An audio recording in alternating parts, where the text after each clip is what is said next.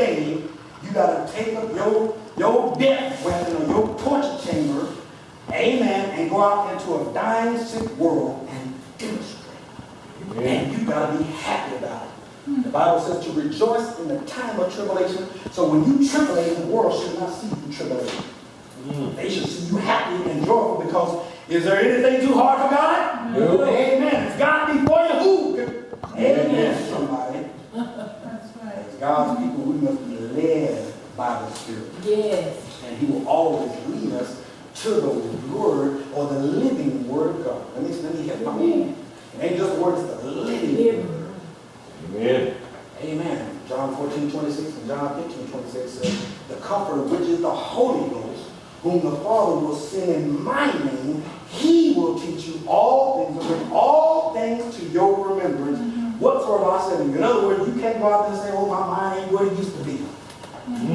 You better get that out of there, because if not, you're going to mess around and catch dementia and Alzheimer, and then you can't forget nothing, and then you're going to be wandering around, what's your name, baby? No. You're supposed to live long and strong in the earth, so you can be a witness to those who don't know Jesus. Amen. Right. That's You're right. supposed to be in that sick and evil. Amen. Because when the devil comes in to tempt us, like he did Jesus, we will also be able to defeat him. Amen.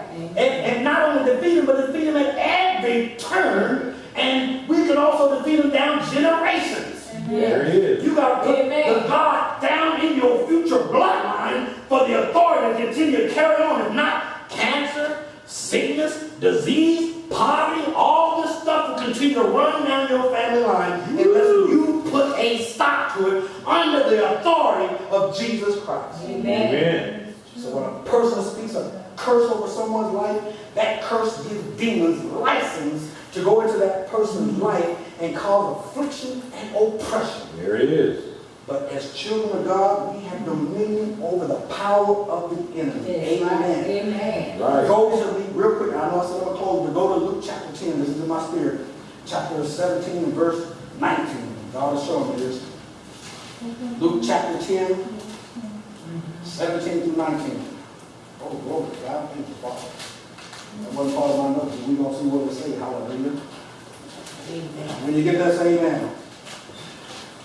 Oh, hallelujah. He says in the 70, watch this, and the 70 returned again with joy, saying, Lord, even the devils are subject unto us through what? Your name. And he said unto them, I beheld Satan as lightning fall from heaven. Behold, I give unto you the power to tread on serpents and scorpions, and over all the power of the enemy, and nothing shall by any means what? Hurt you. Amen. Glory to God. When you go into your workplace, that is your scripture right there, because you can cast them demons out, and you can bring God in, and you can run the company. Glory to God. Come on. That's what this is about. We call Jesus' name, and every demon trembles, every angel stands at attention. Glory to God. Amen. And we can cut the curse off in Jesus' name by declaring His word. And only His word. That's right. If you don't know your authority, and you don't get in and you pray, and you don't believe that that prayer is going to work, then guess what? You're going to get to work, and your enemy is going to get on you, and he's going to get on you tough. Because the more you study the word, the more the enemy is going to attack you, because he don't want you to know this word. That's right. He'll try every turn to distract you from this word. And you cannot look at your natural circumstances, because it is, the Bible calls it temporal. It's subject to change. Amen. It's going to keep changing, but guess what? You got to be the game changer. Glory to God. Come on now.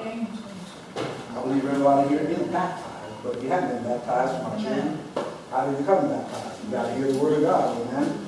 And then you got to believe with all your heart that Jesus is the Son of God. And He died for the sins of the world, especially our sins. And He rose on the third day with all power.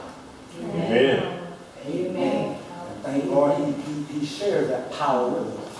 But you have to repent of your sins, whether it be word, thought, or in deed. And don't let your past condemn you, because the Bible says there is no now in condemnation Don't let your past condemn you, and don't keep bringing your past up, and don't go have a party with your past. Amen. Don't be thinking about this person and that person and what you get that out of there, because that will raise back up in you, and you will carry that into whatever you're in, and you won't be able to recover. There it is. Then you confuse your spirit, because your spirit don't know the difference, because your spirit is a bag of words. And what you speak is going to come forth, and it's going to manifest, because that's the dominion God gave us. Let them have dominion over how much the all That's right. of the earth. So when you repent of your sin, you got to change your mind and say, you know what? I'm not going to do this no more. And guess what? You're going to get knocked down 7 times, but the Bible says pick yourself 7 times up and brush yourself off, and you keep moving, and you say, Lord, you know I messed up, but I'm confessing them. Amen. Confess your faults one to another. Why? Not so we can go gossip, so we can get together and say, you know what? I'm your strength, I'm your rock, and we got the real rock, which is Jesus, and we're going to pray together out loud. Amen. Don't you do no silent prayer. Amen. You let them demons know what you're talking about and call them by name. I call them every morning. You parasite spirit, Jebusite spirit, spirit of mammon, the Hittite, Hivite. You call them by name because you have authority, because they're going to attack you.